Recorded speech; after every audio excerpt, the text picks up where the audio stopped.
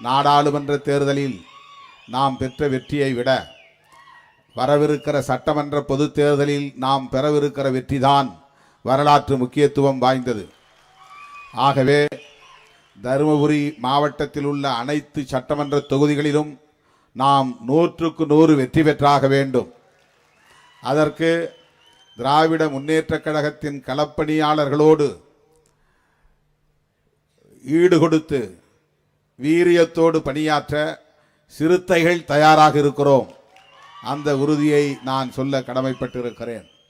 தருமபுரி மாவட்டத்திற்கு மட்டுமல்ல, தமிழ்நாடு முழுவதும் திராவிட முன்னேற்றக் கழக தோழர்களோடு அவர்கள் பாய்கிற வேகத்திற்கு இணையாக ஈடாக விடுதலை சிறுத்தைகளும் களத்தில் நிற்போம், வெற்றியை குவிப்போம். மீண்டும் அண்ணன் தளபதி அவர்களை தமிழகத்தின் முதலமைச்சராய் நாற்காலியில் அமர வைப்போம். அதன் மூலம்தான் தந்தை பெரியார், பேரறிஞர் அண்ணா, புரட்சியாளர் அம்பேத்கர் ஆகியோர் கண்ட கனவை நாம் நனவாக்கிட முடியும்.